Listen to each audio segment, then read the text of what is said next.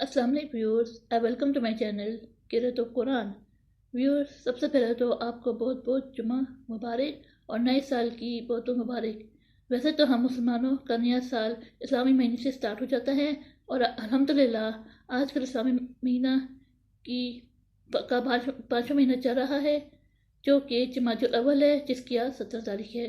لیکن ہمیں دنیا اور آخرت کو ساتھ لے کے چلنا چاہیے، اس لیے میں دعا کو ہوں کہ یہ جو دنیا میں وبا پھیلی ہے، اس سے تمام لوگوں کو نجات دلائے اور تمام لوگوں کو خوشیاں نصیب فرمائے، آمین۔ تو آئیے سب سے پہلے نئے سال کی دعا سب لوگ پڑھ لیتے ہیں۔ بسم اللہ الرحمن الرحیم۔ اللہم ادخل علینا بالامن والایمان والسلامت والاسلام والرضوان من الرحمن والجوار من الشیاطین، جس کا ترجمہ ہے: اے اللہ، اس سال کو ہمارے اوپر امن اور ایمان اور سلامتی اور اسلام کے ساتھ اور شیطان سے بچاؤ اور رحمان کی رضامندی کے ساتھ داخل فرما، آمین ثم آمین۔ ویورز، آج میں آپ کے لیے سورۃ زخرف کے رکن نمبر 3 کی قسط لے کے آئی ہوں۔ ویورز، سورۃ زخرف کے رکن نمبر 3 میں آیت نمبر 26 سے لے کے آیت نمبر 35 تک آیات ہے۔ اس سے پہلے ویورز، میں آپ سے کہنا چاہوں گی کہ میری ویڈیو کو آخر تک ضرور دیکھیں۔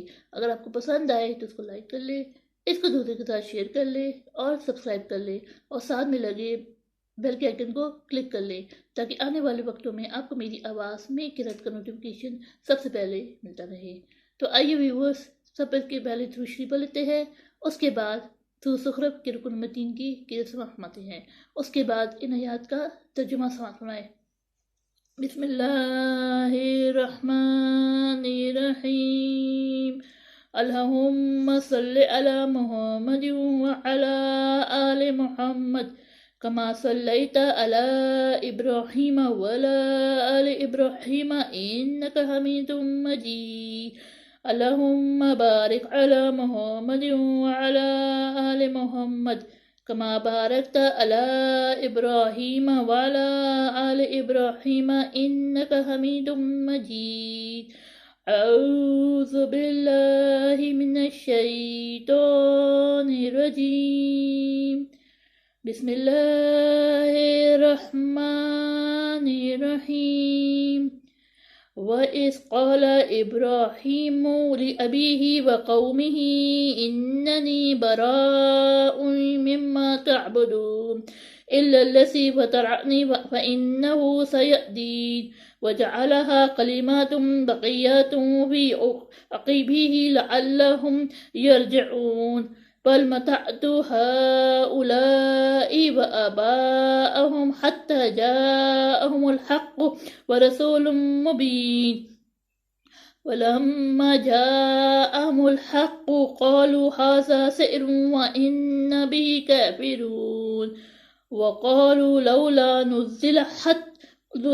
نزل هذا القرآن على رجل من القريتين عظيم أهم يقسمون رحمة ربك نحن قسمنا بينهم معيشتهم في الحياة الدنيا ورفعنا بعضهم فوق بعض درجات ليتخذ بعضهم بعضا سخريا ورحمة ربك خير مما يجمعون ولولا أن يكون الناس أمة واحدة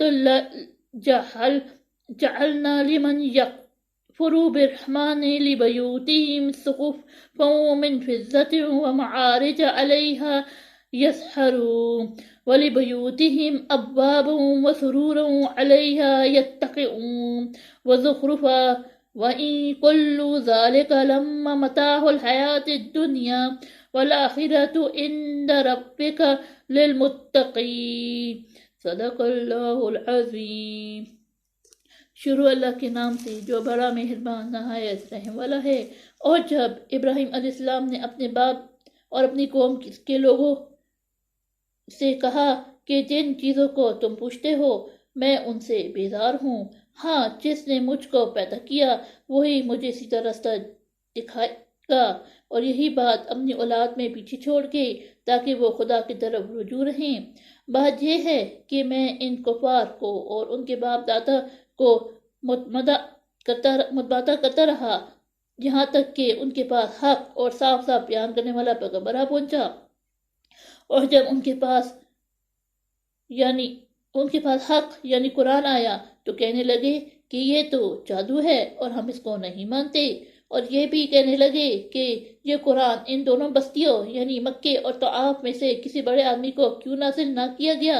کیا یہ لوگ تمہارے پروردگار کی رحمت کو مانتے ہیں؟